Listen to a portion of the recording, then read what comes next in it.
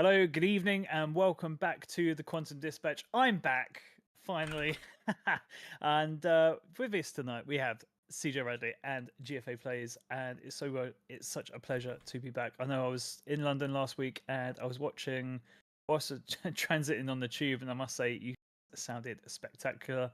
So tonight, what we have ASD facility, the new wing is out, and also we're going to take a look at what we could be expecting from the Drake Kraken, utilizing what we already know about the Drake lineup. And then we're going on to everyone's favorite at the moment, the Concierge Challenge. So I'm going to hand over to George. How are you doing, buddy? I am doing absolutely fantastic. And I have to say, I'm glad we're talking about what we're talking about this evening. I think it's going to be a very exciting podcast that we have in store tonight. And we should absolutely touch on the new ASD location and the new wing that's opened up, because running that last night was really fun. And I think it's some of the most fun I've had in Star Citizen. Really, really cool area they've designed there. And the new LMG. Woo-hoo! My new favorite gun in Star Citizen, hands down. Zach did an absolute, just a dream job with that weapon. A dream job. Yes, correct. Yeah. An absolute top job. CJ, how are you doing, my friend? I'm not doing too bad. Yeah, another week. Just been away out of the gaming sphere since the new patch dropped. I've not done any ASD, so I actually can't comment on the new wing at all. I haven't been there or into any of the facilities at all. So yeah, and then obviously the other topics. And going on to the Concierge Challenge, they're so fun. They are so fun. If anyone hasn't put one in, then you 100% need to get one in and get roasted. But yeah, it's definitely starting to hot up. I've seen a lot of hot talk online and people poking fun at each other's fleets. People are really enjoying it. People are really enjoying the Concierge Challenge, and we're glad. Like we've always wanted to have segmented parts of the podcast, and we will definitely add more as we go. With some other ideas as we think of them. But the Concierge Challenge was it's just beautiful. It's great for the community to get involved, and at some point we will do ours. Maybe when we finish, maybe if we do it in seasons. When we finish season 1, we'll do it in patches. Maybe we'll do one of ours. But yeah. So where are we starting this evening, Mr. One Dark Enigma? Welcome back. Yeah, thanks, buddy. I think we'll probably let's look at the ASD facilities a little bit more. Obviously, we had the two wings before with the engineering and the research wing, and there was a lot of questions around what on earth that blade was doing hanging from the ceiling with that rather enticing looking box underneath it. I have finished that mission. You were doing it last night. Did you complete it as well? Did complete it. Yeah. Okay. Well, I feel like we shouldn't be spoiling it for CJ, but I think it's like I've seen the pictures. You've seen the pictures, but you haven't been into the game to experience it. The bat fell through the floor. It's the same thing. Yeah. Well, only you. Okay, so the new mission takes you through all 3 wings now, and can give you some funky looking armor at the end. I'm still on the fence as to whether I like it. It's very. Sorry, so which armor are we talking about? The new one. I can't recall the name of it, but it's very cubish in nature. What's not combo? What's it called? Yeah, I know what you mean. I did find some of it. Come on, chat, help us out. What's it called? Yes, you found it last night. Yeah. Cube Man armor. That's it. Cube Man armor. Yes. The Minecraft Steve armor. Basically, yeah. What is it called? It's going to really annoy me. I'm going to have to go back and find out what it is. Anyway, yeah, I agree. It does look kind of odd. The faceplate looks like it should pop up and down. I don't know how you're seeing through that. It doesn't look like glass, if that makes sense. It looks like metal. Yeah, I do agree. I'm not sure how I feel about it. It's very blocky. But the new heavy Morozov medical armor is beautiful. Beautiful. The red and white. Yeah, I'm in love with it. I'm personally more after the armor you're getting from CZs now. I think it's Checkmate. Has been confirmed to have the full drop of the new armor. There's some new armor. I think it's some more Morozov stuff by the looks of things. The that's unique to the CZs again. So I'm really keen to get back and do some of that. It's cool. I was not aware that it was a new armor set in the CZs. Yeah, Say there is. new. New. New. I have a very young child, so I understand new. Well, Teletubbies. Yeah. Yeah. Ah, class reference. Right. Okay.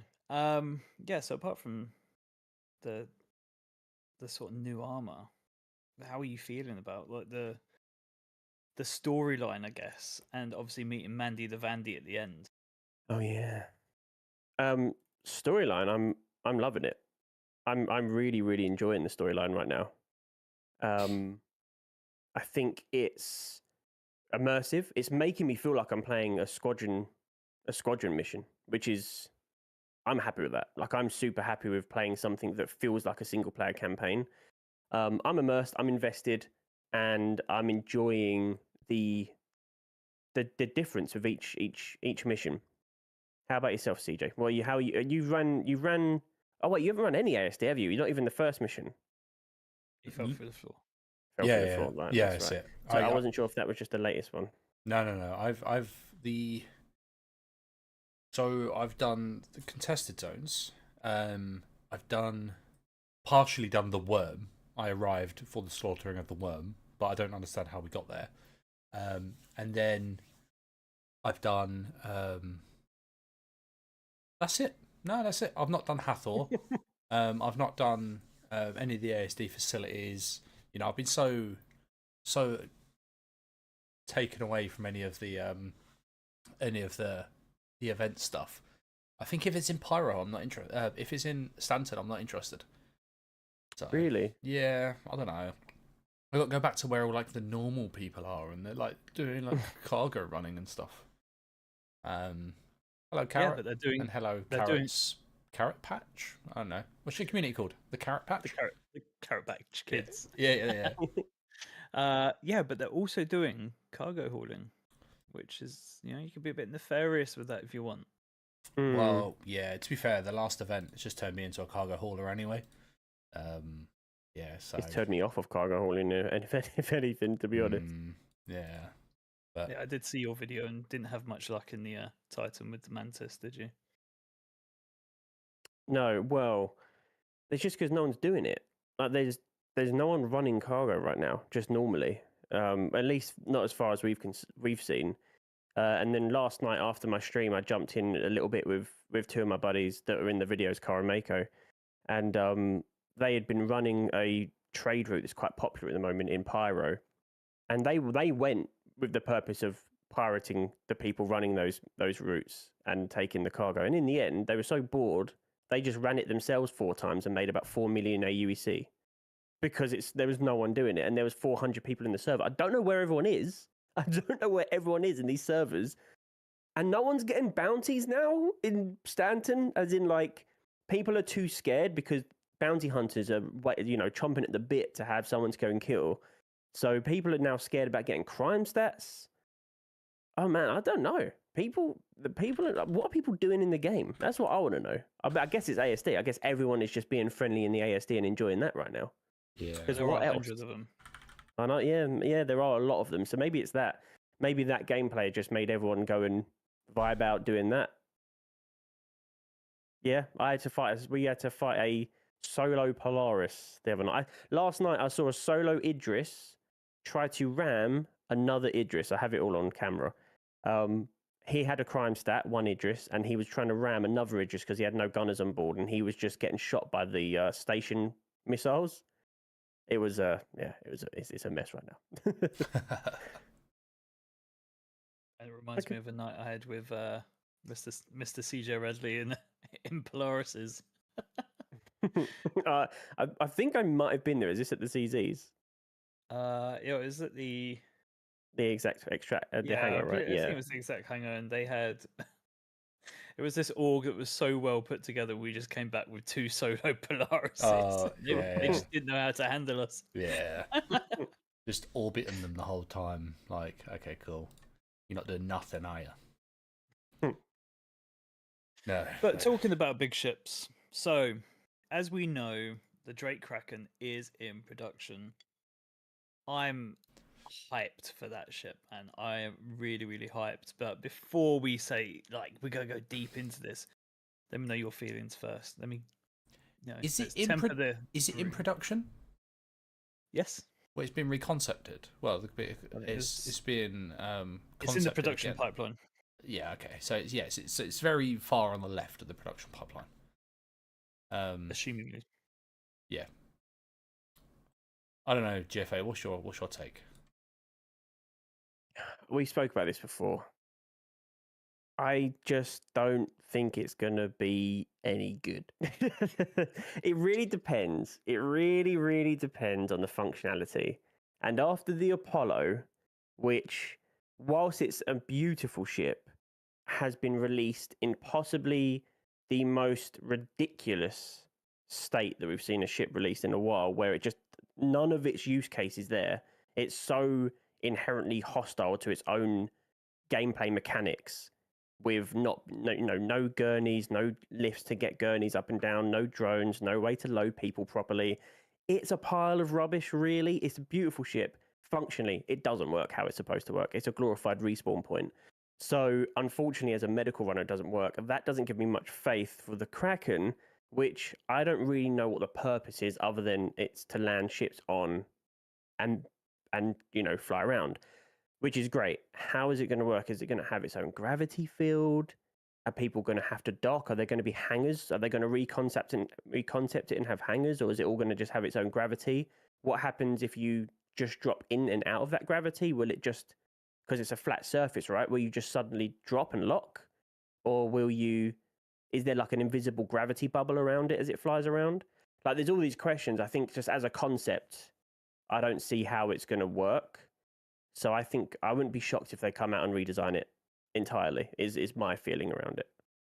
It's a But mobile port Alyssa. Yeah, but is it? Think about a ship that's moving. I know, but think about a ship that's moving that's got to have a gravitational pull, that's got to have a field of, a sphere of influence as you fly into it to allow you to land and not fall off of the ship, to lock you in place. You can't even land on a moving ship with a hangar in the game, really, without having it jank out and blow up with netcode. And I just don't see it. I'm excited for it just to see what it's like. I know you guys are massive fans of the Kraken, so I'm going to vicariously live through you when you get it, and I'll come and fly and land on yours.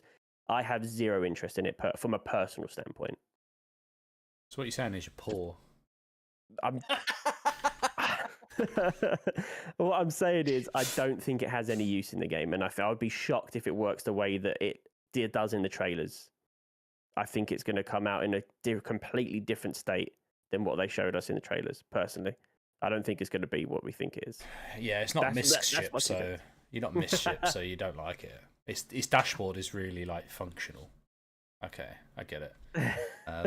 Well, no, so they have the not the gravity well, but when you land on the pad and it stays on. They have that in the 890. It works already. So you can land on a moving ship currently. You can. Yeah. If you try and land on the hangar without the pad up, then there's a 50-50 chance whether you die and take the 890 out or just die. There's no factor for surviving. But then the Kraken's going to be everyone's sort of like mobile base, and then not forgetting the privateer as well. The privateer is just going to be a much better BMM. The only reason it's much better is because it's not alien, but it's going to be a trading ship with its internal hangar bays. It's got its pads on the top, a Drake Dragonfly repair facility. It's got all these sort of bits, and I mean, have you seen it? You've seen the hollows, right? Yeah, it's just like, get out my fucking way. It doesn't matter who you are. It could be whatever ship you want. It's fucking huge. And yeah, it's what not to love. Lands as well, which is going to be one of the biggest ships, I believe, that is going to be able to land, albeit probably with assistance. But yeah, instead of doing the Concierge challenge, we should be like, what are you going to fit in a Kraken challenge? Like, it's on, isn't it? Does it have in for ships? Yeah, it's got hangars. So you can put vehicles. It's got like 2 hangars, I think. I don't know if the privateer does. It might have that space changed for the privateer part of it, but the base Kraken I think has 2 hangars. So yeah, you're gonna be able to repair, refuel, rearm in long haulage scenarios. It's going to be your Odyssey but better. We don't know, right? So the original concept for shields in the game was supposed to be shield emitters. So they would follow the outline of the ship itself. They wouldn't protect the ancillaries that are on it. Maybe, don't know. But like you said, CIG netcode. The shields kind of work sometimes anyway, currently. So well, let's just see. But I assume the shields would cover it. I would see it being rather pointless if you have to have every ship that's on the pad on the top powered up. Because you'd think to refuel them, you're going to want to like have the ship turned off, or if you're doing a manual restock, you need the shields off so you can snap things on and disconnect things from the ship itself. You need the shields off. If your shields are off, it's currently unprotected. So it would need to cover it. PDCs, I imagine, all over it. Yes. Yeah, I don't think there's any missiles. I don't think was it any. There's no proof. Well, there was no wording to say it was going to have PDCs, was there? I don't think for the Kraken, but you can. Can I tell you how I'm going to destroy your Kraken in 2 seconds? No. Well, I'm going to anyway. There's a gravity well on the Kraken, right? I'm glad we went over that. I just wanted to make sure that we were on the same page with that. Similar to how there is a gravity well on Benny Henge. Guess what I did to Benny Henge? I flew in and I dropped a bomb because there's a gravity well on it. So if it's producing gravity, which it will, theoretically, the bombs will work on a C2 or a C1, or sorry, an A2 or an A1. So there is 0 to stop me flying in and just releasing a bomb with my shields up before I get killed. Unless you have loads of ships around you, which I'm sure most people, well, I'm sure some people will. Most people are not going to have loads of ships defending it. So the A1 or the A2, you're going to fly straight in, drop a bomb, and it's done. That ship is toast. All the planes, all the ships on the surface, right? I don't see how we stop that unless CIG unless it's not a gravity generator, in which case then it makes no sense that you can land ships on it. So I don't know. I think the PDCs will come into play there. I want to caveat that with people are already dropping C1 bombs on the Idris and the Polaris in space. You can't do it already, so it makes no difference. Yes, but can you drop it in space? You can. So people have been doing it. I don't know how they're doing it because I thought you had to be in atmosphere. You do, but I've seen videos of people dropping bombs on ships in space. In space, are they having someone drop them at the back, like manually? They might be in like low planetary orbit or something, but I have seen the videos of people flying at people and then drop bombs, and you see them explode on the ships. Whenever I've flown any bombers in the game, you cannot release a bomb in space. That is just how it's always been. So I don't know. Maybe they're doing it manually, or maybe But the point is, when there's a will, there's a way. It's going to happen regardless. But you can do this solo. Like if there's someone manually dropping the bombs in space, then that's a different story. But that with the design of the game, that's not intended, right? Dropping bombs in space is not intended. So if that's happening, they'll patch that out. Unless it's someone manually grabbing the bombs and chucking it. But this is an intended feature that once you hit a gravity well, you can drop bombs. So there's nothing stopping an A1 flying onto a Kraken and just dropping a bomb. There's 0 things stopping that other than the detonation range potentially. So I just don't... There's little things like that need to be answered before I get excited about a ship that's so unique that also comes with a lot of flaws on the surface level. But I know a lot of people love it. Like, don't get me wrong, I'll be right there alongside you getting bombed by A1s when we're on top of that Kraken, because I think it would be really fun. But, yeah. And can we, just to address what Semper said in chat, getting that close to a capital ship with a bomber should be nigh impossible. You're right. Unfortunately, though, the reality of Star Citizen is there's a handful of orgs that have a lot of players that are playing together, that fully crew a Kraken or have escort ships and all this stuff. The majority of players, I want to say 90% of players that you see in these big ships are solo or with 1 or 2 friends. You see Idrises with 2 people on it. So that's what you're going to see with a Kraken. You're going to see it's the new flavor of the month. Everyone loves it. It's the new big ship, and there's loads of people flying it solo, and they will blow up constantly. So yeah, I don't know how I feel about it is meh, but I'm very much so the odd one out in this. I know, because I know everyone's so excited for it. I'm just not. That's fair. I see your point, and I will raise it with it follows real life. So you take a bomber or something, a small vessel. Say, for example, the A1. The A1's notoriously good on dropping bombs on targets. What in real life is currently really good at dropping bombs on targets? An F117, an F-35, like real life jets that sort of fill that that role, either a dedicated bomber or a multi-role fighter, and they do it now. And they don't carry big payload, so something like the A1, I would fully be happy with it being able to fly in and hit a Kraken, but it has to be a targeted precision strike. You can't just hit the Kraken with an A1 bomb and then like the Kraken's exploded.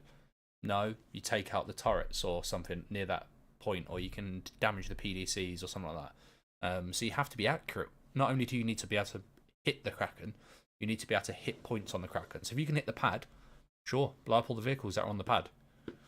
If you've let a bomber get that close to take out the vehicles on the pad of your vehicle, you deserve to lose them. Like, you protect them and stuff like that. Yeah, that's my thinking. I think you're both forgetting the use case scenario for this ship, in that you shouldn't be at the forefront. You shouldn't be able to see it and able to call forward the A1 or the A2 to drop a bomb on its on its landing pads, because this should be a ship that's further back from the front line or where you're conducting your org activity. This would be positioned essentially next to a ship like the Apollo and your other like defense capital ships, providing support. So they may respawn on the Kraken or the Apollo and drift over and take another ship and then go forward from there. So I don't see bombs being dropped on it as like in the use case scenario as something that's likely. But I get what you mean when they say the flavor of the week, and absolutely, if it ever popped up for like the what's it called, the ship showdown, and then people get their hands on it, you'll see so many of them in game. Yeah. One thing I saw over the week that I was in London, I was on like Instagram or something, and it was like how poor people well, they're not poor, but how the poor folk that have loads of money, that have yachts, dock their ships, and they dock them next to each other. I saw this. You've seen this, yeah, and you have to cross over other people's boats to get in onto shore, and then through like the vice versa. Now, the Kraken has the 2 sort of fins out from the front with the vertical struts, and that's where you will be docking your ship. What if you had multiple and you can shore them up next to each other in space? So actually you've got like 4 or 5. I mean, you're talking some real money there, aren't you? But there are people out there with orgs that have people with multiple Krakens. We know a few people with Krakens, and you want to go out and you want to do org operations from that. I'm really hoping we see that happen in game. Is like you can just dock next to the Kraken next to you, and someone can come and dock next to you, and you just have one massive operating base in deep space. That would be so cool. Yeah. Well, where do you guys stand on this? Because I think this is a really important part. When we're talking about ships like the Kraken, this is probably a really important part of it. But where do you guys stand on stocking up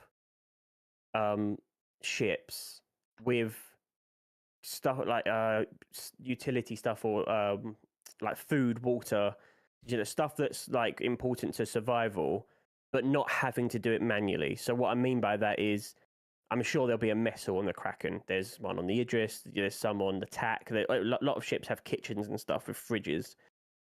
How do you feel about them implementing that as a restock, like you restock ammo? So you can put food and stuff in the fridges, restock your freezers on the bigger ships, by just pressing a restock button, Or do you think it should be all manual friction, going in, buying them all manually with a backpack, then going on the ship and manually placing them one by one by one yourself? So If there's a buff involved, then people want to do it manually, and then they get a buff out of it, then so be it. But if you want to just do like the whole, chuck it on board, then cool. It's how people want to play the game, right? They just well, don't get the refueling, the automatic refueling, so you pay your credits and then you just sit there and it refuels, should disappear. The repairing of your ship should disappear. And your restocking, your rearming of ships, just doing it automatically via an MFD, should disappear. We know that they're working on refueling your ship. You connect the hose onto the bottom of the ship and then pump the fuel in. I personally believe that they should get rid of all of the auto loading stuff, like even cargo. You should be loading that cargo yourself until they've developed the AI system fully. So like the AI, you would literally pay, you would click on the MFD and you would click the button, it would say restocking, and then you would see AI walking in with the items, like or the trolley. But I think restocking like food and drinks on ships isn't an issue, because you can just bulk buy 100 crews and 100 of each thing, 100 burritos and 100 double dogs. Get your double dogs at Leicester, and you should be able to put them in a 1 SCU container and then drag them into the ship, like as you normally would move cargo. I don't think it's that going to be that. It's going to be more difficult with something like the Kraken, where you can't land it in places, and you'd have to like shuttle things to the place. Like you can't take cargo into an Idris via the docking collar currently. Like you just can't. So you'd have to then get an outside docking freight elevator, and then have a ship move it, i.e. like the MPV-1T or something like that, and manually move it across. So we just had that with the resource drive. But if that was something that was done properly in the game, you shouldn't need the ability to click yes, restock my fridges. You should be doing that yourself. Like if you're planning to go on an expedition and planning to be out for 100 days when people do all the YouTube videos, you should be stocking up for that amount of time. So here's the thing. CIG want this game to be quote unquote mainstream. They want it to be playable. They want it to be an MMO. It's not really a simulator anymore. Like that's not the vision or the line the game's going down. It still wants to stay realistic, hence why we're still getting toilets on ships and stuff, right? But ultimately, their goal is to create an MMO that is accessible by any player, really. That's what they want. They've said as much, and I think they've started to show as much. I think with everyone saying things like it's getting arcadey, there's a reason for that. I think there needs to be the option. I think there always needs to be the option of auto repair, auto restock, auto refuel. As much as I don't like it either, a lot of people are lazy. If you have all these things being manual and add friction, the game will die. People just won't do it. You'll have a subset of hardcore players, which won't be a big enough player base to keep the game afloat financially, and it will fail. Sadly, you need to make it accessible to everyone. That is the hardest task that any game company has. So I don't think you'll ever see auto reload, auto restock, auto anything, auto glass repair, auto glass replace. You won't see any of that disappear. I personally highly doubt it. I think it will always be part of the game. It's just how they balance it, like they've done with the cargo. If you want to auto load your ship with cargo stuff, you have to pay for it, and there's a fee and a time you have to wait. It will probably be along the same lines. So you have to wait an hour, and they'll stock up your ship with all the ammo and the food, and you can individually pick each thing, and it will just add time on to that and cost, and the station will do it. I think that's the way it's going to go. If they force people to do stuff manually, it will kill the loop. It's kind of done it with trading. A lot of players don't do any trading that requires you to manually load and unload stuff because they can't be bothered. And I don't blame them. It is boring. So I think, and obviously that's where it's not for me, but you need to make the loops accessible for everyone. So yeah, I agree with you, but I don't think we'll see that go away.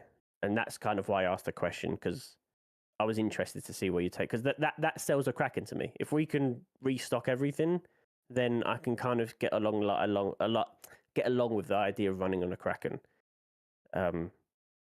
because then it becomes a base, a home from home, and a flyable base. But if Yeah. I've manually got to load that up every time I want to take it out with a crew, and it's going to take like 2 hours of prep before we go out anywhere, I'm out. I don't have that time to play. It's just that's a personal thing, right? It's just not for me. Yeah, of course. But yeah. There is a benefit by doing it manually. Like, for instance, with the Apollo, when you go to restock it, I heard it restocks all of the Medigel.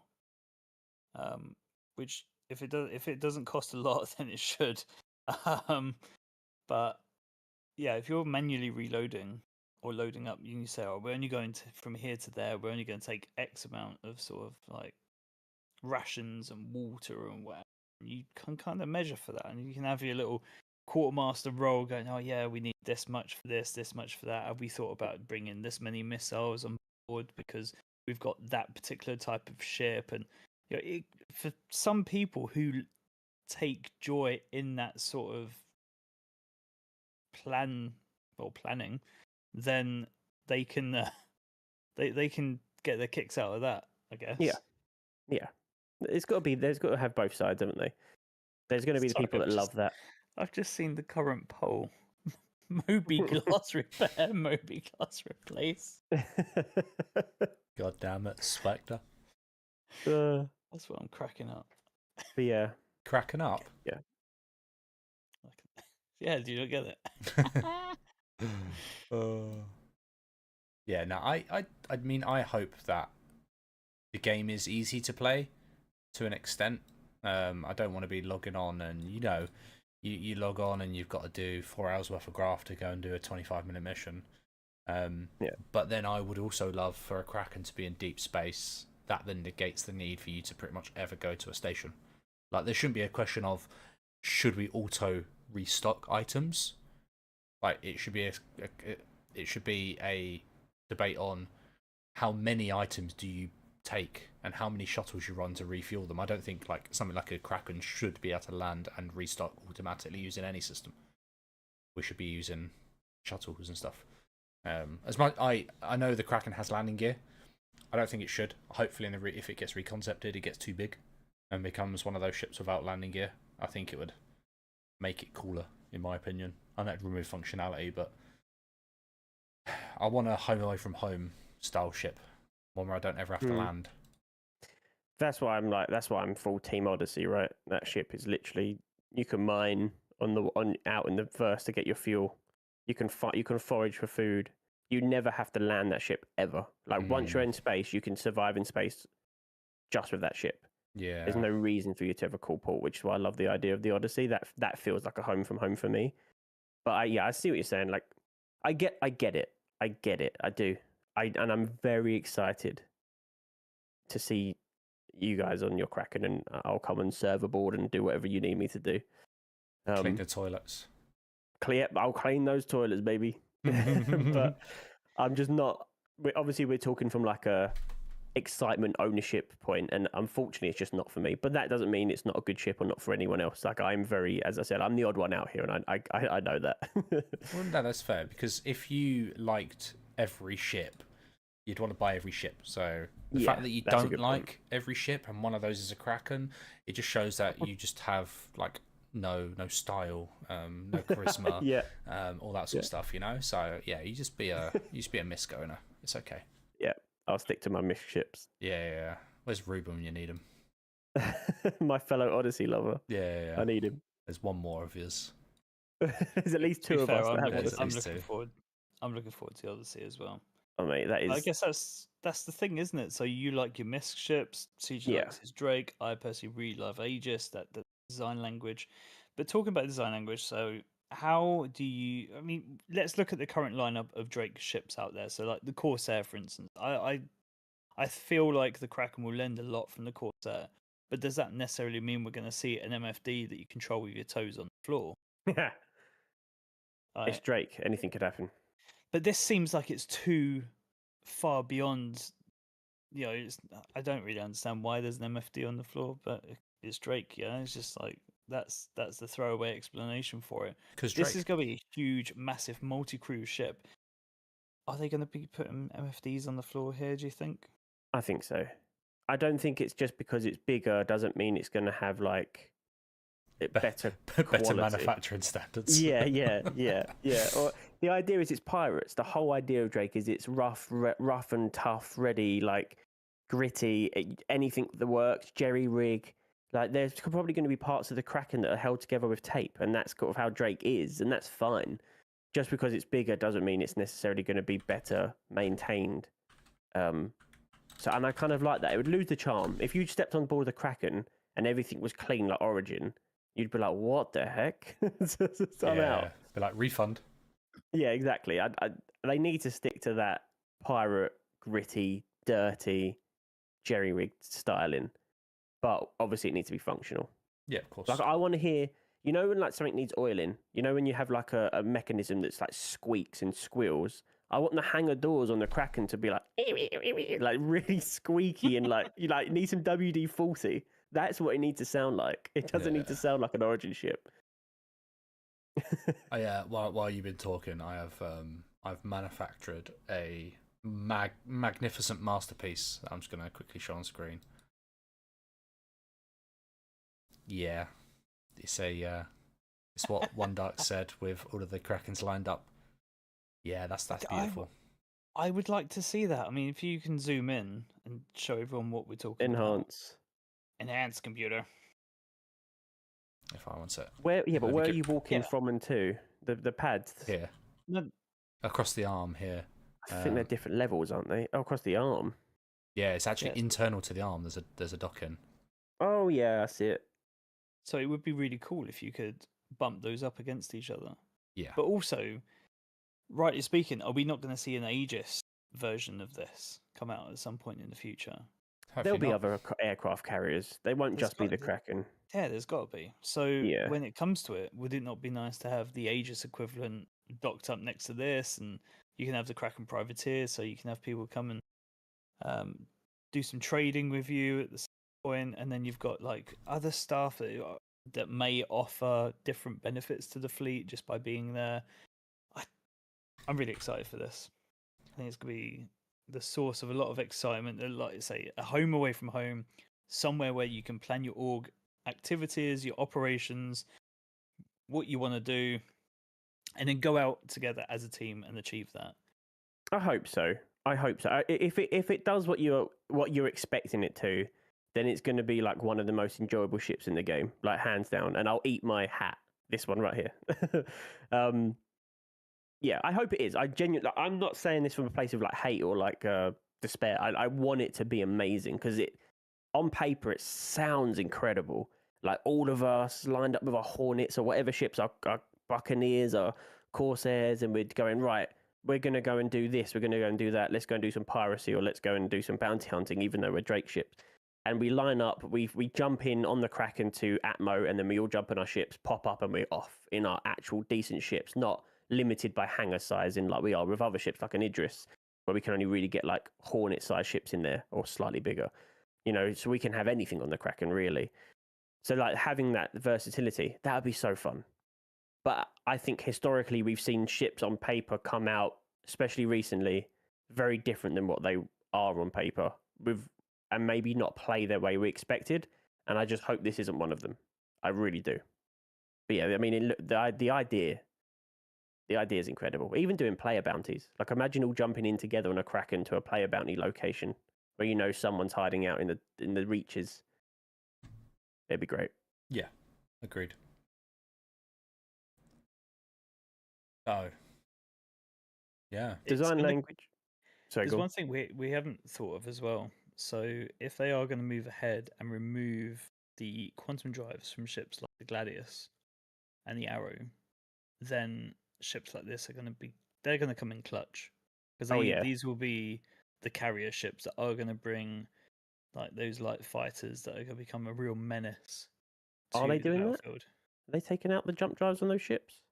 I've been talking about. Have they? Well, specifically the jump drives, not the quantum drives. Oh, is that what it is? Yeah, so the jump drives, currently the plan is, I think, to have there's 3 different size gates, right? So you'll have your small, your medium, your large. If you go on the star map, you can actually see what are supposed to be what, but that's going to change. So for example, to go through like a small gate, it'll have to be a certain size ship, and if it's a big one, it'll be a bigger ship. But I think, yeah, no, they should. Only sort of like large ships or capital ships should be able to transit through jump gates. You got to think the amount of energy that would be required to open a wormhole is probably going to be quite wild. Are there multiple going to multiple locate? Like, is there multiple going from Stanton to Pyro? Then is that the plan? Well, there will be. One? I think there'll be like multiple. So obviously we've got transient gates that they've said that are just going to pop up. So instead of needing to take 3 jumps to 3 systems to get to where you want to be, you can maybe take 1 and it go all the way there. But I think that if you wanted to go from like Stanton to Odin, you might be able to take a longer route, but that requires like smaller ships having stuff like jump drives.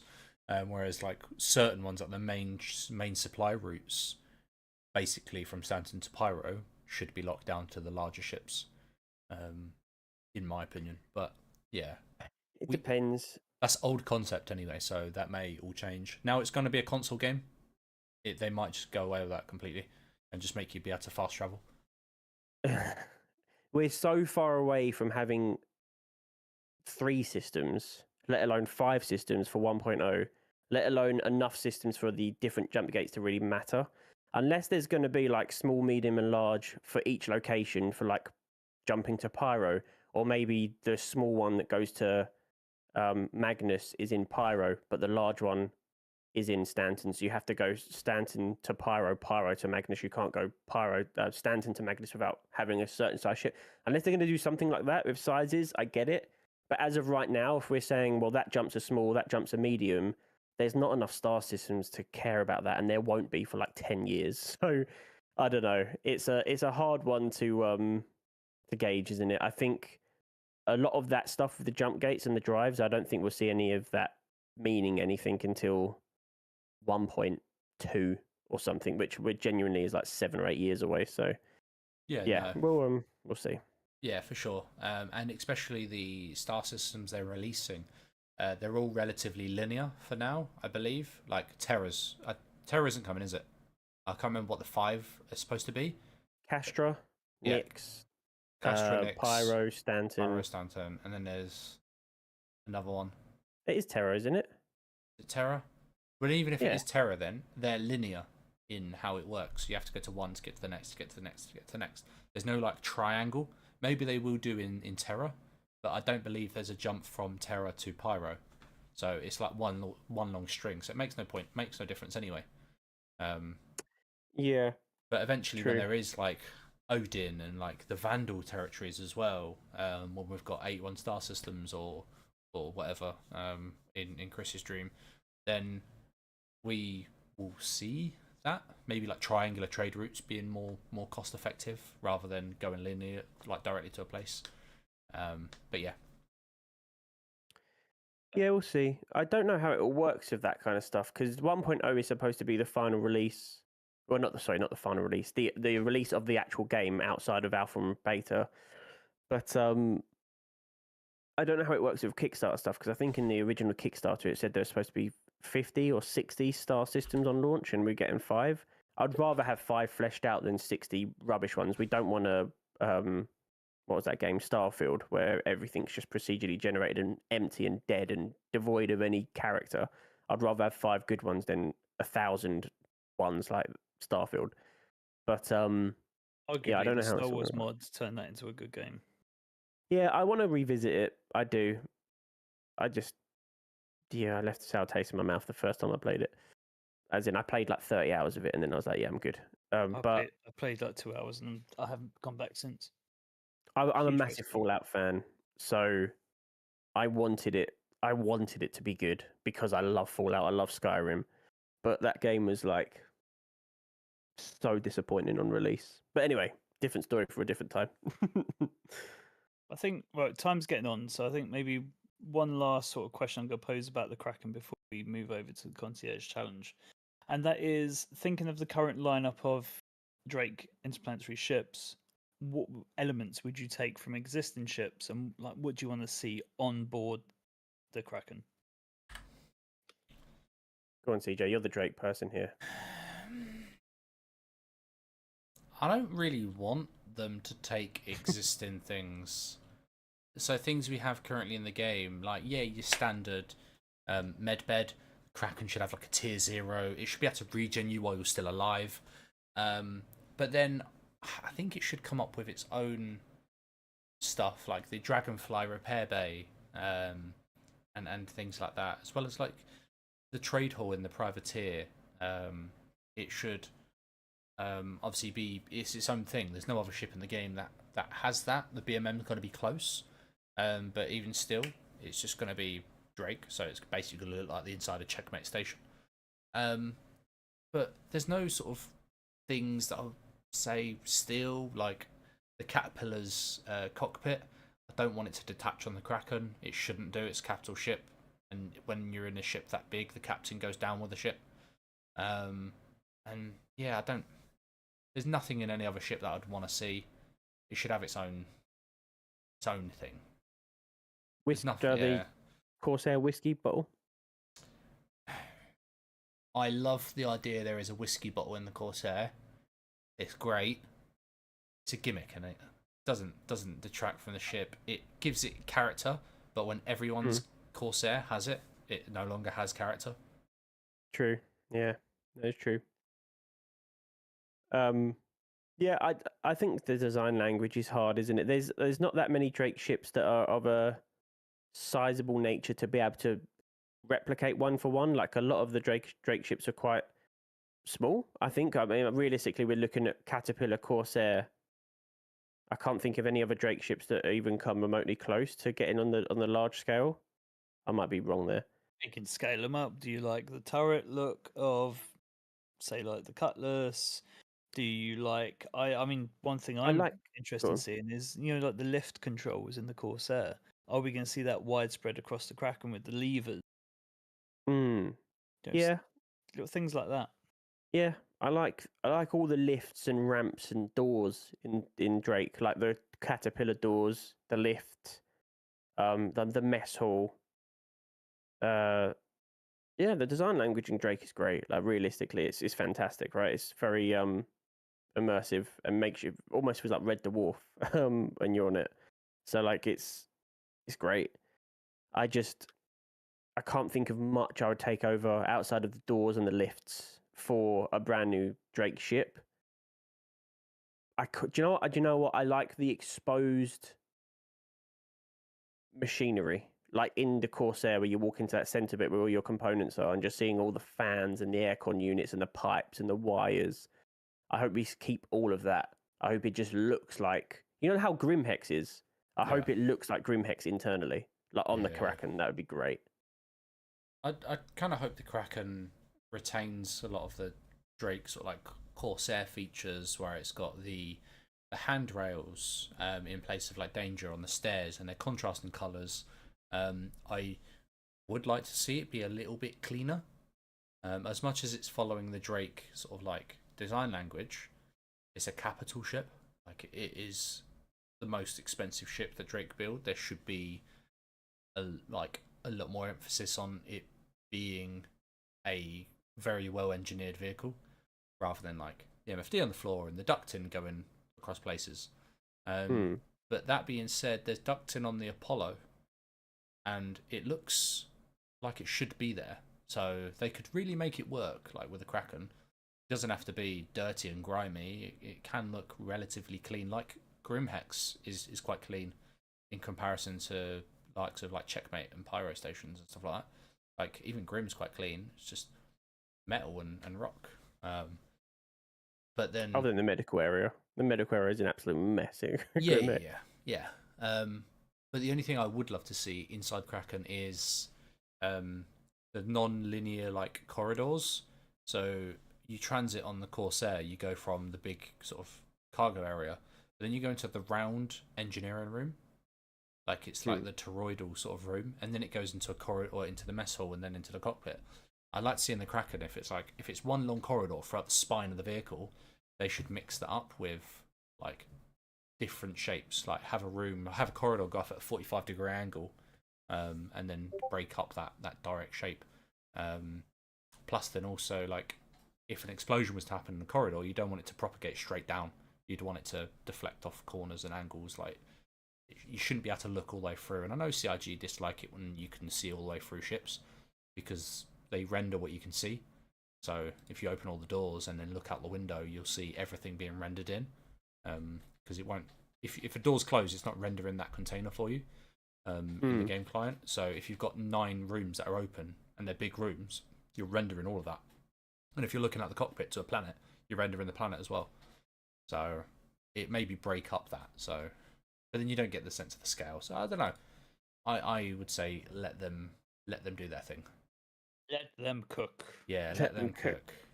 Before we come off this topic, can we on stream go through the store page of the Kraken and the pictures? I've got the link here. I'll send to you to make your life a bit easier. And just talk about how much of that concept we think will still remain when it comes out, because there's some stuff in there that looks crazy, and I'm thinking, is that going to be on it, or are we going to get a bit of a reconcept with the updated sort of scope of the game? Yeah. So I've sent you the link to this is the normal Kraken, not the privateer, because some of it looks unbelievable, and you're like, oh my god. Yeah, if they do that, then geez. Yeah, it does indeed. So we'll step through some of the pictures. Yeah, so I've got it out currently. I'll let it slideshow through. Yeah, I guess the one I'm thinking of. So we're talking about like the exposed stuff you were saying, where you want it looking clean. When we get to the picture of the dragonfly. Oh, the dragonfly bay, yeah. Oh, it looks great, but there's a lot of exposed stuff in there. It looks industrial, which I'm glad about. And then the picture after that with like the barrels. What's it actually say on there? What are they? Like oxygen? What are they? O2, yeah. Well, no, it doesn't actually. It's not O2. It's 0102. I wonder what they are. Don't know. Hydrogen oxygen. Yeah, could be. No, they're numbered and they've got panels below them. So maybe refining. I'll tell you, I'll take off the slideshow because it's quite annoying. Yeah, it's well annoying. Yeah, so go back to the start then. Obviously, you got this picture, which is the very, very used picture. But the important one is on one of the large pads, it has a cutlass. So you kind of get a scope for size. So it's got 4 sort of fighter. So it's got the Buccaneers on there. So Buccaneer in size, 4 pads for that. But then it's got pad 05 here, which looks smaller than the cutlass, but it could be the same size. I think it's the same size actually, looking at it. So yeah, it can take quite a lot of vehicles. Onto the next picture. Again, we're seeing that cutlass land again. Very nice. It looks clean. I don't know about you guys, but it looks clean to me here. It looks tidy. It looks Argo with the exposed metal beams, but it's tidy. It's nice. Yeah. Any points here from you guys, or carry on? No. Yeah, keep cracking, mate. You take the lead. Keep cracking it. And it's there that makes me think that we're not going to see the MFD on the floor. I think we're going to see like a more refined version of the Drake design language. Yeah, I would love to see the Corsair change. It'd be a damaged state. You know, the MFD on the floor. Like after you took a certain amount of damage, it like falls onto the floor. But yeah, fair. Then Can you imagine if they took it off the floor now and mounted it wherever it's meant to be? People would be complaining. Yeah, they would. I would. Then we got into the repair facility for the dragonflies. Obviously here we've got the yellow jacket. But again, really nice. A little bit of art on the side. Looks really cool. This looks like, it says landing bay here. This looks like maybe there's access to take it external, like via EVA. There's like a little crane sort of thing. They're really cool. And then moving on to this scene, it could be fuel storages. We don't. Yeah, I'm trying to zoom in. It just says 0102, so they're numbered with actual like panels at the bottom. Yeah. It's the text on the side is not legible if you zoom in. It's I don't know what it says. So I'm not sure what these would be. It's like a hazardous material mark with that white Yeah, with but I the- know this is a concept, but look, they're mirrored. I would feel that this is like the fuel tanks. This is either hydrogen fuel, Yes. or quantum fuel, because at the end of the day, these ships that are landing on it are going to refuel from the Kraken. Yeah, probably. Yeah, actually, they're probably the refueling tanks for the other ships, aren't they? Yeah, they yeah, very and well that could just tells be. you the range. Yeah. Cool. Next up, then we've got the corridor, and this is obviously a corridor to the flight deck. Very clean. Got Very your individual. Corsairish. Yeah, you got your like in the Corsair, you got your individual hubs. Yep. Yeah, Like that a lot. really nice. The yellow again is it looks clean. It looks Argo like. None of that ages crap where you have to have 20 men in one room. Yeah, exactly. None of this Crusader stuff where there's huge, big circular doors every 3 steps. I do like it. I like the ceiling being open with all the metal and the struts and stuff. I like that. Graphics cards aren't going to lie. So yeah, he's got a little Kraken. He's got a Kraken badge on his armor. Love that. That is pretty Kraken. And then we've got this the cargo bay with an actual crane, but we'll be intrigued to see whether they stay. Doubt it. Yeah, doubt. Heavy doubt. Yeah, but then obviously cargo containers. It's a really big room. This probably looks bigger than like. Oh, it actually almost certainly is bigger than the C2 in terms of storage space. As well as like this is 2 levels as well. There's a level down there. Did they say that crane gameplay is coming, or? Well, the Galaxy is supposed to have one. Doesn't the Iron Chat have one as well? More than likely. But yeah, I don't know. It might end up just being. I think the Galaxy has like a maglev crane where it like whips around and it's got like a directly downward pointing tractor beam, so it just picks things straight up. I think it'll just be replaced by a tractor beam. I don't think we'll get a crane personally, but we'll see. We'll see. Hopefully. Don't even know what this is. This looks like it's controlling some kind of refueling. All the different panels numbered again. They're all numbered. Maybe this is like the ATC, like the landing pads. Maybe. Refueling the landing pads, so the ship lands, and then you've got to click. You've got to have someone that's operating the pads to refuel the ship. So you go right, pad 1 needs refueling. Open it up, send the fuel to them. You know, the line's connected. Restock them with ammo. Yeah, maybe. Maybe. Yeah, retracting seat in there, contrasting colours of the handrails. Love it. Nice. Yeah, big logos on the wall to remind you where you are, what prison you're entombed in. And then in the dry dock. Yeah, nice. Landed. Yeah. This is making me think it's going to follow capital ships where they are built in a dry dock, but they never actually land in anywhere. Maybe go to a city at a push. But yeah, this looks really cool. Gives you the size considering the people are that small. It's taking on an Idris, boys. It's not going to though, is it? He's taking on an Idris, and the Idris looks like it's struggling. Nah, it's struggling. Look, the engine, it's on fire. Look, Drake tough. Look, not even a scratch. Drake together strong. Yeah, exactly. Swarm tactics from the Drake. That could be a t-shirt. But yeah, this is obviously built really, really well. The Idris, like, bits have fallen off, so yeah. Post-battle, no more damage still. The Drake fleet is rolling on. Yeah, looks all clean and nice in this picture. I'm intrigued to see what all of these rafter bits are, though. Like, all of the undercarriage, like, what does it do? There's so much detail. I hope this might be the most detailed ship ever designed. Yeah. Exterior detail is just nuts. But then, like, pointless detail as well. Like, I don't see most of this being useful. Structural. Yeah, but structural detail. Yeah. So we see a lot of that at the moment with like the exec hangars and stuff. There's a lot of stuff there, isn't it? I mean, round by the tradesman entrance, there's all the destroyed sort of structural work That would have taken a long time to model that. Mm. Then you got your crews, you got your ground crews with their yellow armors. Looks really, really cool. I'd love to see a swarm of people, not even AI, but people doing that. Yeah. Flight deck, tons of chairs. I think this is this is probably like the dedicated captain seat, because the rest of them are split into twos: pilot, co-pilot, whatever, weapons. He's got his hands on sticks, so He's got his hands on sticks. Yeah, maybe it might be a solo person ship.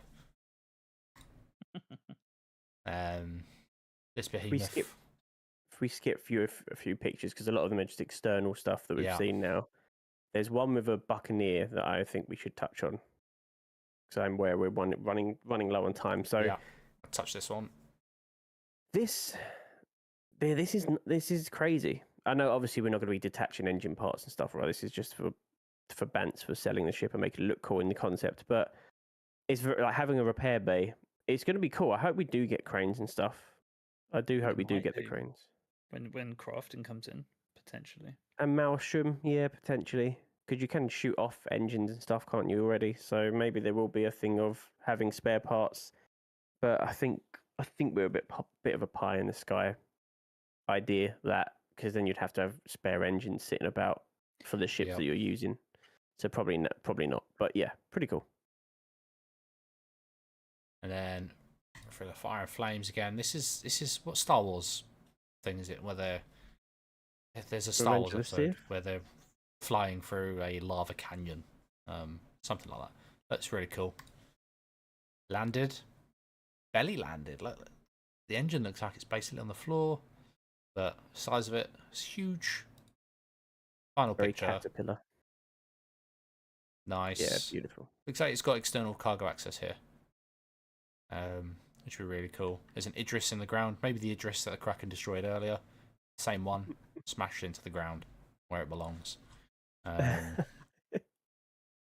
mean, all these stats on the page are really taken with a pinch of salt, because we don't know. Yeah. Like, get up gun, down gun, whatever.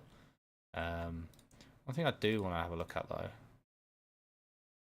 is if there is different pictures on the privateer, we will very quickly go through them. See how quick.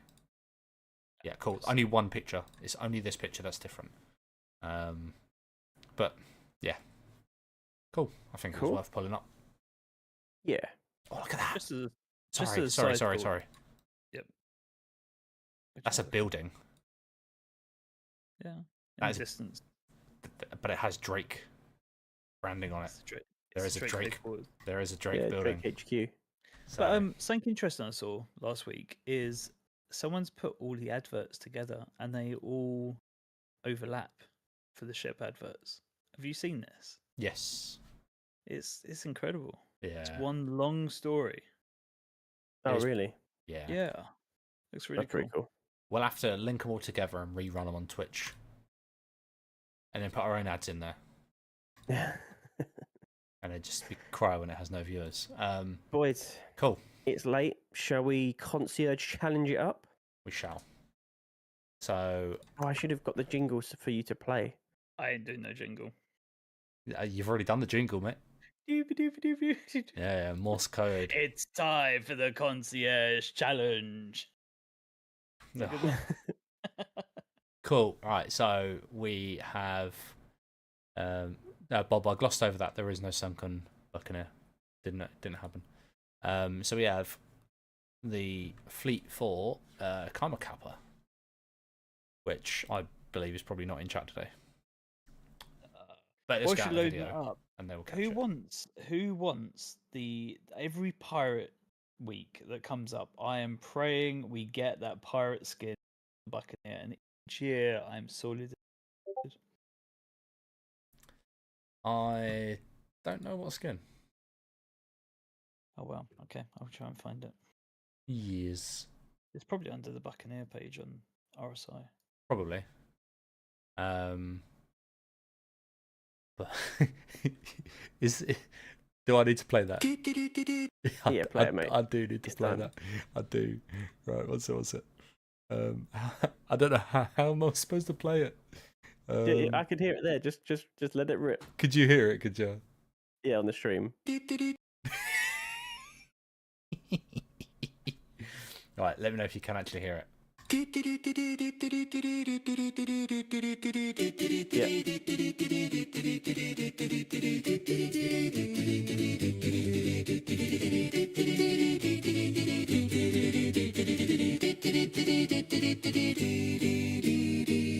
It's the Concierge Challenge.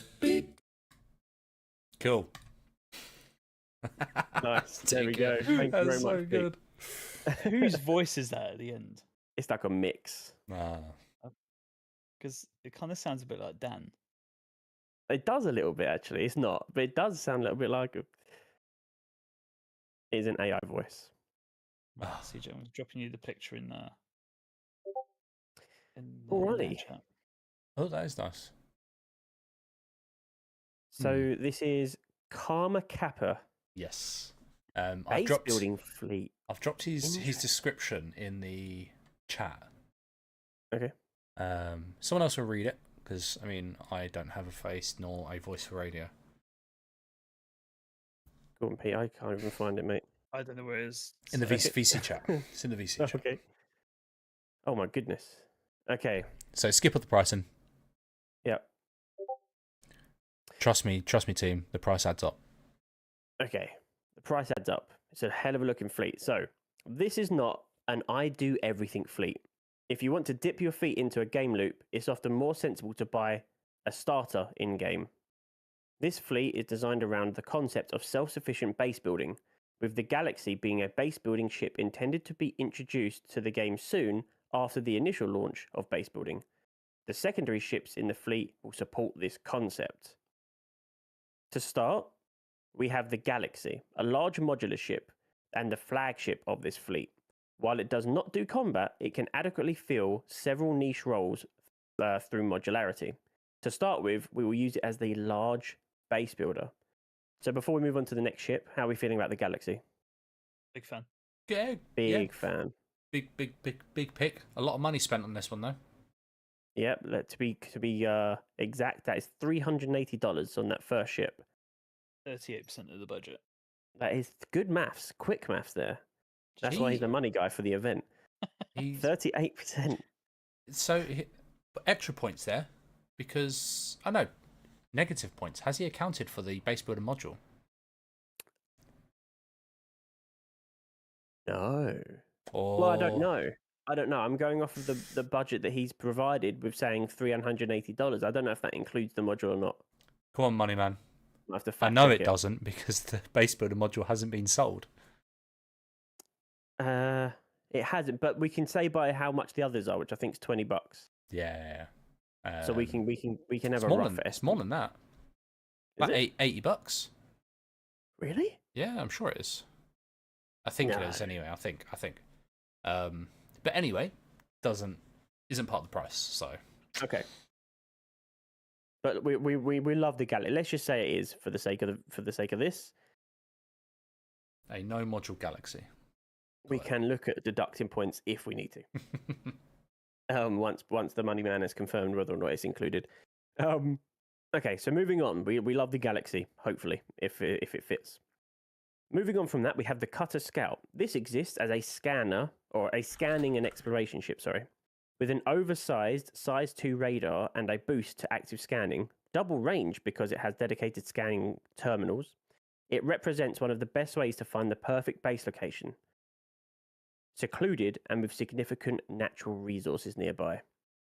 Again, how are we feeling about the Cutter Scout, guys? Because I'm a huge fan of the Cutter. I love that ship. I prefer the Rambler. But for the use case, we're scanning and exploring. If you want to scan for this is a base building fleet, by the way, right? We have to make sure we fix to that. The Rambler probably has less use than a Scout. No, agreed. Good choice for this.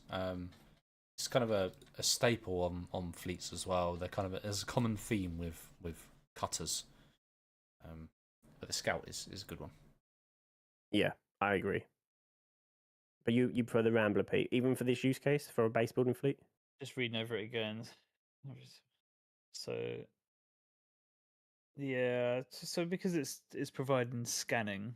I mean, it depends on how good the scanning is when it comes out, isn't it? But we got to Size 10 work off of radar. what we think right now. Yeah, So yeah, I mean, yeah, okay. it's doing the role. It's doing the role well. So then moving on from that, for resource collection, we will need to handle the most complex industrial loop in the game, mining. Mining actually has 7 different variants, each with unique rewards. The major categories are broken into hand mining, vehicle mining, and ship mining. Only one vehicle can do both hand mining and vehicle mining, and that is the Atlas Geo. It comes with integrated backpack to store minerals and jump jets to navigate caves. It will fit into the Cutter Scout, which is a great point, and provides the perfect method to exploit smaller planetary deposits. For larger deposits on planet or in space, we have the Drake Golem. This is a starter ship and might be at a slight disadvantage to the Prospector, but is considered both more economical and easier to use. So 2 things to break down here, the Atlas Geo and the Golem. Both great picks for mining. Obviously, we're looking at a base building fleet, right? So we want to have that capability to go and mine the resources to build the base. I love the Golem. I really like it. And I think the Geo is one of the most important things they've added to the game in a while. How are you guys feeling?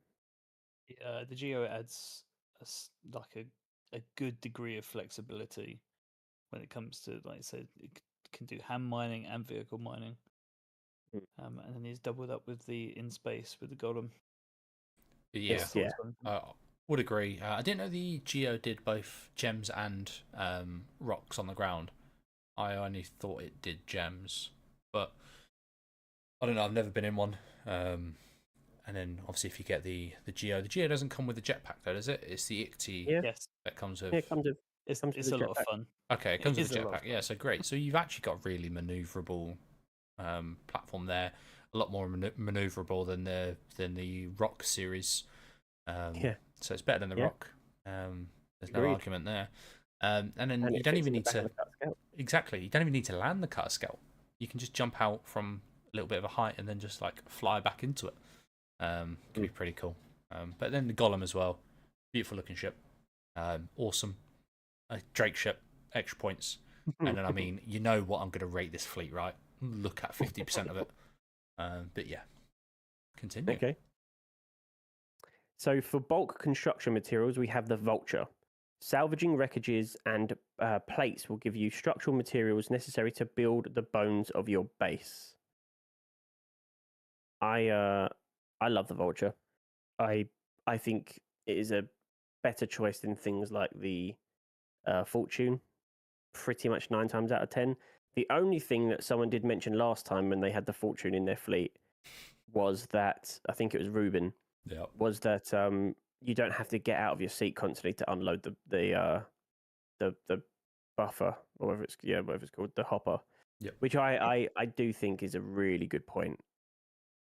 I mean, it is, but since they increased the buffer size on the Vulture, you're only getting out once. True. Very true. Very true. The Vulture's incredible. What a ship the Vulture is. By the time you've filled up that, you got to get out to have a drink anyway. True. Yeah, the Fortune is slow in comparison. But yeah, big fan of the Vulture. Yeah. Obviously, it comes with its own bed, so you can bed log. Scout does as well. It's not something we've looked at yet. Golem, I'm having trouble remembering the inside of a Golem. I don't think that has a bed, does it? Doesn't have an an inside. interior. Yeah, no inside. Okay. Sit and go. Yeah. A toilet. Yeah. Yes, that's all you need. But yeah, no, Vulture really good. Got some of the best skins in the game. I would say. Yeah, it's beautiful. The only thing I'd say about the Vulture is it's got the massive. The only thing I can really knock it down for is the massive sort of like arms. It really limits where it can go, like what ships it can fit into and stuff like that. But then I suppose part of the feature on it. But it does look extra cool that it's got these arms. It's the only ship that does, other than like the Defender. But in the early concept, they're supposed to have reason. There's the things on the inside of the arms were what was supposed to like dismantle the materials. So yeah, very very nice looking vehicle. Again, Drake. So +1. So then we are going into the next ship, which is our fighting ship. So we have, if you require a light defense of your base, we have the Hawk, not a ship I've personally flown at all before. It's a perfectly viable 1v1 light fighter which can dissuade casual trespassers and also detain them via bounty hunting functionality if needed. Pretty good. I have no experience with the Hawk. Does anyone here have any Hawk experience? Yeah, I've used the Hawk quite a lot. So it has EMP, which is obviously the bounty hunter part of it. Plus, it also has a prison seat in the back. So it's got a little chair which, when you arrest people, you can put them in. But emphasis on the light fighter. Like, it is a light fighter. Can't take its hits. It's only got size 1. It's got like 4 size 1 and 2 size 2 hard points, or maybe. No, I think that is correct. For weapons. So yeah, in the last patch it was the meta. Yeah, it's the meta. It's very quick, but when things like Maelstrom become involved and useful, it's going to get swatted, I think, quite easily. But yeah, you can't put PDCs on it. That's probably why it's meta. But it does have like the drop down sort of like seat that you can get into, which then you could put your weapon on. So they've kind of thought of a lot. But yeah, and it looks very nice. It does look nice. Okay, moving on. The C8R will give you basic medical capabilities, as well as being a small ship that can be called out for the smallest vehicle pads. If all else fails, this can help you get out of a tight situation with your life intact. The Pisces is a great ship, great medical ship, does a lot of what you need it to do. I think the Galaxy has a med bay on board, or is that a modular med bay? It's a module. Interesting. So we're talking of this with the base building module on board. Yep. Which actually, it currently doesn't have any modules, so it's irrelevant. Well, that is true. So we were looking at it with just the Pisces as the only medical ship. And I don't know how big the Galaxy's hangar is. I'm assuming it can fit a Pisces in it comfortably. It can fit a Pisces, yeah. It can fit 2 side by side. Allegedly by people doing like image wizardry. They've worked out where it can fit 2 Pisces. Hopefully it fits bigger. I'd love to see like Cutlass Reds, but I mean that's quite a big reach. Yeah. This is probably where it falls down slightly from a medical standpoint. Obviously, we can only afford one module on there. It's going to be the base building module. So there is no capability for medical. I would probably have dropped the Pisces and picked up a few more medical stuff for the Galaxy. I think that's what I would have done. Use the cost of the Pisces to have an extra module for medical on the Galaxy. Probably was. You run the issue with having to swap the modules out. And then currently it's automatic and very quick, but in future it may not be. Yeah, no, that's a good point. Maybe the Pisces does do some medical stuff, but you won't be able to stay out long. But then I guess you're building a base. Yeah. So once you've built your base, you can build your own medical facilities, and then it won't matter.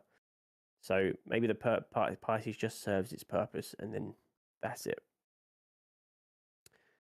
Okay. And then the final ship is the Raft, which serves to deliver 192 SCU of supplies if needed, or run processed materials back from your base to sell it at space stations or cities. Once you've created your base, the Galaxy can also be refitted to either provide ore refining facilities or tier 1 medbeds. Not at the cost it can't, but I guess in game we can. Overall, this fleet will provide the means to create a starting base, which can then be improved and reinforced by adding in more players and more resources. So that final ship, the Raft, I think the latest event has probably highlighted it, the latest event has definitely highlighted the use case of the Raft and how good that ship is. I've never seen so many Rafts in Star Citizen in my life, and I'm happy for it because it is a fantastic ship. I've really not got any bad words to say about the Raft. I think it is the creme de la creme when it comes to medium to slightly large size cargo running. How do you guys feel about that wrap up at the end there with the Raft and the final sentences? Yeah, I completely agree with what you say about the Raft. I also think it's got the nicest interior of any ship. If I was picking out one that I to live on that was like of that size, the raft was there for me. Yeah, no, agreed. The only thing I would say about the raft is I kind of wish it could maybe take 3 layers of cargo. But I mean, that would make it really strong. But there's a lot of like, I suppose when the gear's up and it's flying along, 2 kind of fits nicely. 3 wouldn't. But I mean, yeah, it takes 100 and was it 182 cargo? 183? 182. So 192. 192. Okay. Yeah, it's really nice. I really like it. You might actually think like the Geo in the back of the Scout is your best team up here. I don't think it is. I think the Geo on the back of the Raft is the best team up because you can fly around with the Geo, sorry, on the back of the Raft, and then find your ore deposits, and then use the tractor beam on top of the Raft, drop it off, mine, do all the stuff, but then you then have all of the cargo space on the Raft to then put all your gems in. So you can be out for a very long time on that. Stock up a ton of food on there. You could be out mining in the distance for a very long time, which would be important in Vandal controlled territories where we don't have UEE stations and you have to stay off the grid for extended periods of time, because we know how MMOs work. Your most valuable gems are going to be in the places that are the hardest to reach, so like deep in Vandal territory and stuff. I really like that potential hookup there. I disagree. I think it should be on the Scout. It can, I think it can be. Yeah, I agree, because you can scan the rocks and stuff. But I think the Raft is scans, also... but also like you can take off. They all work with bags. Like the Geo has little backpacks that you take the boxes in and out, and they're quite small. So you could fit plenty of those on the Scout. You don't need a big sort of space to put them down. So you could have loads of gem things. You have a better scan. There's a smaller signature, so you go more under the radar, and you can scan further distances. So if there are enemies around, you'll see them come in before they see you, most likely. I think the Scout's the play, but I do see what you mean. I think the Raft would be a great. I think it works with both. I think it works really well with both. More points to this fleet, and yeah, I think let's give our final verdicts of and our scores of the overall fleet. Before you do, whilst you've been talking about this, I've been out and checked. So the modules are $70 each. They're different price, though, aren't they? They're not all the same price. I only have a cargo as a standalone.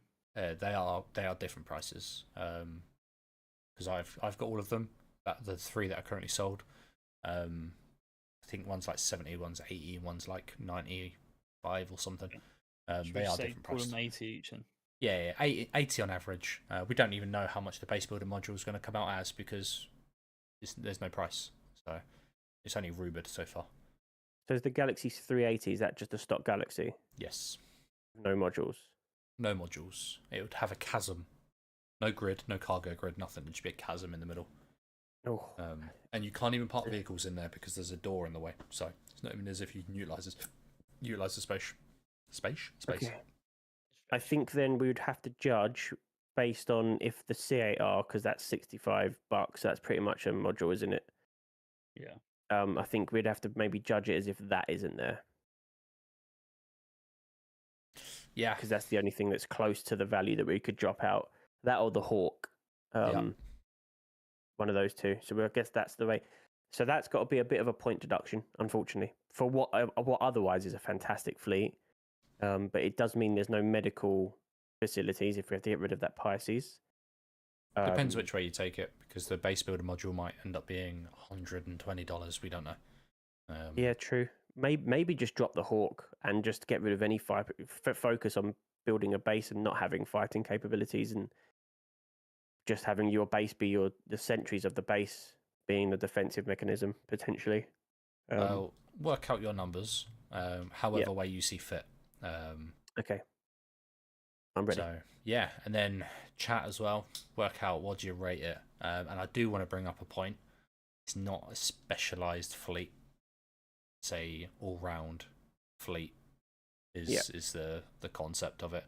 So as much as it's a lovely base building fleet, in my opinion, it lacks in fighting. It lacks in science. So yeah. And that's clear in the rules, right? That it's got to be something that's all-rounding, versatile, not just one gameplay will loop focus. double check, but as Just far as triple I'm check. aware, Pretty yep. sure it is, but just triple check just in case that it could be taken as specialized rather than versatile to hit all gameplay loops. But yeah, I do see what you're saying. That definitely is a bit of a blow. I do love the ships. I think it is lacking. I think the Galaxy's the big flub on this. I would have switched out the Galaxy for the Starlancer BLD. Yeah. And that would have given you a bit more overhead because I think the Starlancer BLD is going to be 300-ish from the look of the other Starlancer costs. I think they're like 280 to 350. So it'd probably be between, probably less than the TAC, probably like 320, 310, I'd say. So you're saving a whack there, and you don't need to have modules, and you get drones. I think the Galaxy is the biggest flub. Unfortunately, I think for any Galaxy owners out there, I think the Galaxy in general is a bit of a flub. Beautiful looking, but I think it's going to be a bit of a wet lettuce when it does drop. So Well, for I want to me, say with the Starlancer build, though, it's concept, so it can't be used. oh, of course. But so is the Galaxy then. Oh, okay. Right. Do we need to have a deliberation on the rules there, real quick, then? I was under the impression it was just what you could buy. What you can reasonably purchase during an annual year. Which Oh yeah, Galaxy's not on there. Galaxy's not on there then. Oh no! Oh no. Oh no! This might be the lowest score. We're so sorry, Kappa, Karma, sorry, but You're right, but let's. It is what it is. Okay, we are voting on points for the best overall fleet, but equally the 200 words to summarize and to show what it is you are trying to achieve. It's two different things, really. This is going to be a beautiful fleet for base building. Let's face it. We can jiggle around with like, oh, maybe we drop the CA for a medical. Maybe we drop the raft and get the cargo, and then you should have enough money to buy the base building module when that comes out. So this is a wonderful fleet. We really like this fleet. So the score doesn't reflect how we feel about what we feel for the fleet, but the score will reflect the rules. yes, yeah, we have to be, because otherwise everyone could have used concept ships and we could have seen Krakens, and well, no, we couldn't see Krakens because the money, but we could have seen other ships that are concept, and it would have made it unfair. So yes, we have to judge based on the rules, but we do love the fleet. Although I stand by it. If we're still talking concept, drop the Galaxy and put the Starlancer build. I've died on that hill. That is a switch that needs to be made there. No, agreed. So okay, we're basing it on the rules. We have to ignore the Galaxy's presence, which actually does this person a favor because that was causing problems with the module anyway. And we're looking at it as an all-rounded fleet. Fighting capabilities lacking, mining and salvage fantastic, cargo fantastic, scanning pretty dang good, medical decent. The Pisces does a job. It has medical capabilities. Fighting is the letdown. So I am going to give this. And this is my lowest score so far, but I think it's still a generous one because I still like a lot of the ships in the fleet. I'm going to give this a 6.5. It's a 6.5 for me. Okay, cool. I mean, that's quite good, I suppose. Well, most of my others have been 8, I think. Yeah, so I am gonna ignore the Galaxy anyway. One, because the module's not there. Hasn't even been sold. As far as I'm aware, we may not even be getting it. So Oh, we are getting it. We are, but we aren't. Is it a base building module? Is it a crafting module? Like, are you crafting components and guns rather than buildings and No, it vehicles? it is specifically a base building module. It's just that JC at the time, he just wasn't au fait. I mean, the guy is managing in excess of. I mean, how many ships are available now? Like 130. I should know, but yeah, roughly. So you got to think that this is the man's job. Once he's done it and it's shipped, literally, then it's out of their pipeline unless it's getting a rework like $100. They are Yeah. then planning and executing all further ships that are coming up ahead. Like for that to be your job, and for you to know every single detail. Like, we live this. We hang on to every last word. the tonality of what they say can mean several different things to a community. And although it's important to hold them to their word, like we know we're getting base building, and the poor guy he went through 2 or 3 iterations to go, okay, yeah, fair one. I understand where we've gone wrong, kind of forgotten about it. We will have to honor this now because we said we will. However, wait out. It will come out at a further date or a future date down the line, and it will maybe not be exactly what we thought it was going to be, but it will be base building for sure. Cool. But as Data said in chat, the Galaxy has and also has sold a refinery module, which surely with the mining ships would make more sense, because he might have the building module aboard the Galaxy, but he can't refine any of the ores or gems that he's been out mining. So there's still a break in the chain, regardless of which way you skin the cat. It's a 6 for me. 6? Alright. You convinced me. I'm sorry. Yeah. I'm sorry, Karma. There's too many holes. Cool. I still love the rest of the ships. It's So also a 6 for me. 6 for you as well, yeah. It would have been a 7.5 had the Galaxy been allowed, and it would just been point deduction based upon that there just wasn't the finances there for the modules. And then it was like, well, you could drop the C8 because you have the cutter scout. For me, I don't give too much away about my own mind, but there's got to be a taxi. You've got to have something to get you back to wherever it was you were lickety split. And the C8 or the cutter scout cover that in this scenario. So you could afford to drop the C8 and get the aforementioned medical module Galaxy. But yeah, 6 for me. Cool. Great fleet. So beautiful plumage. Yeah, it's a very nice fleet. And I'm going to start with what I would have given it. So I would have given it a 4 just off of a general look at the fleet. But you have plus points. His description was great, well thought out, and the words he used as well just swayed me. Like professionalized the way that he's written his little description. Really, really cool. But then also adding that 50% of the fleet, or more than 50% if you're going to detract the Galaxy, is Drake. Big win in my eyes. But then the team ups, right? So the Geo in the Scout, so you can find those gems. But then the Geo on the Raft, so you can find gems for a very long time. The Vulture, obviously awesome, comes with the manufacturing, the crafting side of it, maybe at a low level, but still can craft things. But then obviously you've got to ignore the Galaxy. If we're ignoring the Galaxy, then the C8 obviously comes with the medical side of it, but then you've just got a medical ship with a load of RMC and a load of gold and Dolomite. You can offload that into the Raft, fly it around and refine it, but yeah. I think the presentation of the fleet warrants it being bumped up to a 6 as well for me. With everything added, I think it can claw a 6, but I believe if he had money and the Galaxy wasn't a concept and had maybe the refinery or the building module in there, I reckon he could have gained 2 points easy. Bumped it up to an 8, but alas, doesn't have the modules. So just chat now. Let's get a chat average. I know you guys have posted it, but we said a lot since, so post your averages.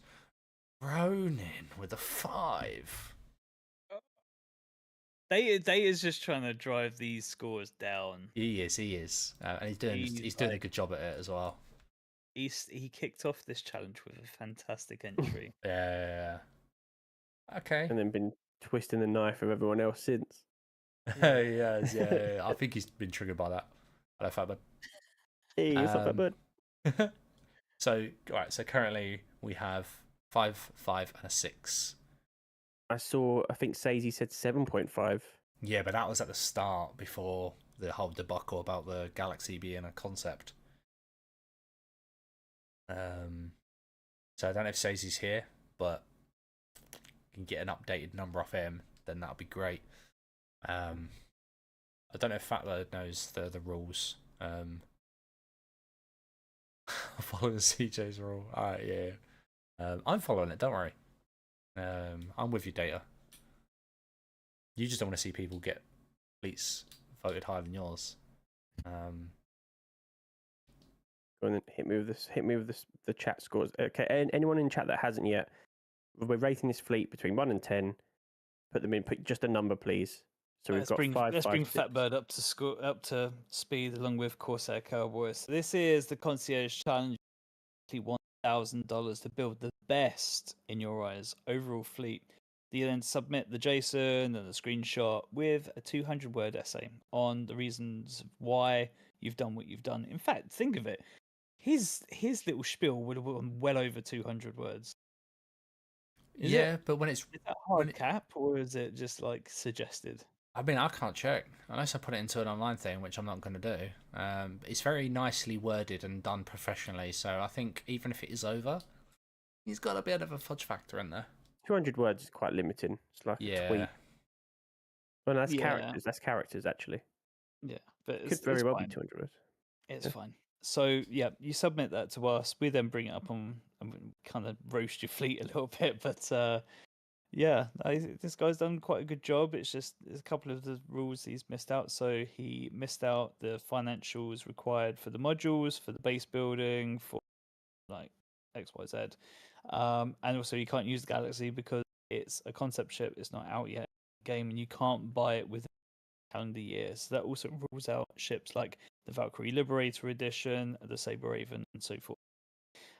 So now that you are aware of the rules, please cast your eye over Karma Kappa's fleet and rate it out of 10. You're a little miffed for the Galaxy not being usable, Spectre. I know you're going to be because you only like the pointy ships. But still, you can get during IE, but can you fly it? It's concept. It's a concept ship, so you can't get the Galaxy. You can purchase the pixels, but you can't fly the pixels. We'll add a caveat into the rules. Don't do it now if you're watching live, but www.contentdispatch.co.uk/concierge challenge. By the time you watch this on YouTube or wherever, there will be something there that has a more professionalized view. We had concepts last week, did we?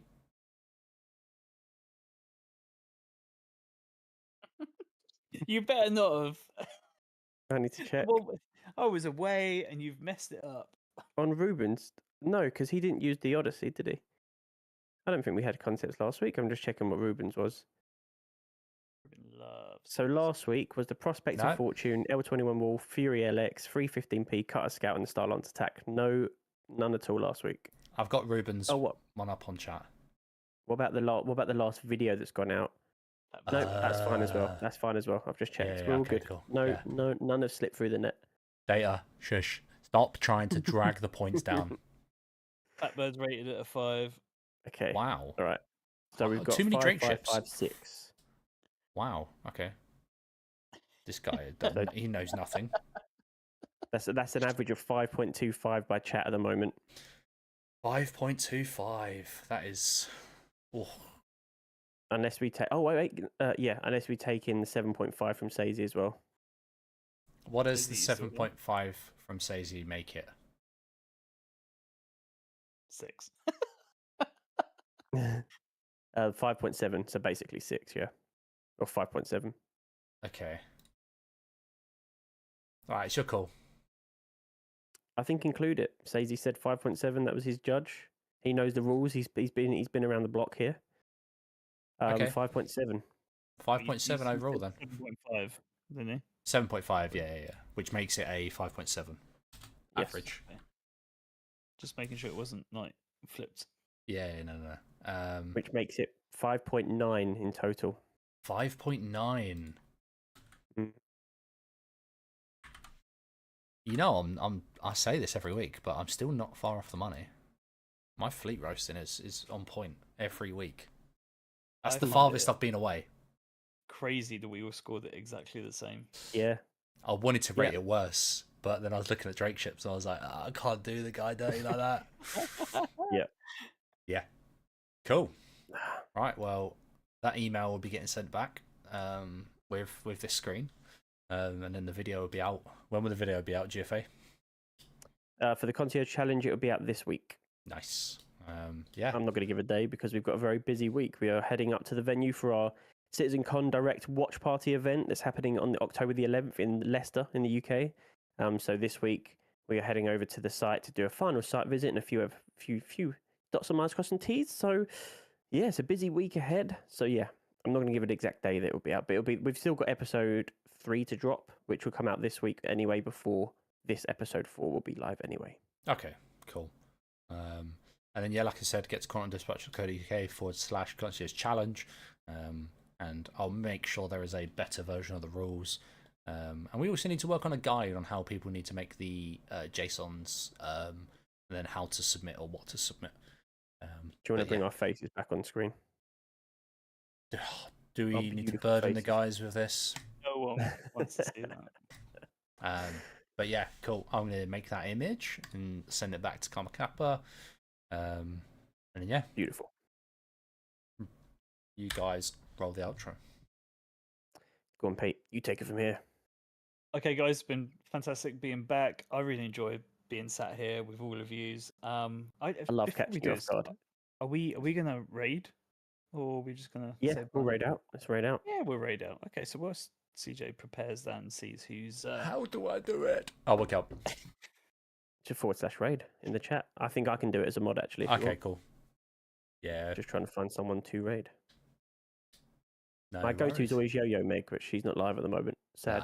Well, we can't go to the same person every time. Ash has picked something up, right? So this was not intended. We never said, oh yeah. The first time we saw each other tonight was on stream. Like we didn't go into VC or anything before. None of us said we're all going to wear hats, and so we all wore hats, and we all scored at 6. Things happen in 3s. What else is to come? I don't know. But yeah, it's been great being back, having you guys in chat. I'm loving this Concierge Challenge. Yeah. I love talking ship. This is what this was all about, and theory crafting. I'm here for all of it. So thank you so much for being here. And I'll let the boys say what they want to say before. I've got a quick question though. How long are we allowing people to revisit their fleets? Because as you know, since the likes of Data has released their fleet, we have had the L21 Wolf release. We have then also had the Apollo's release.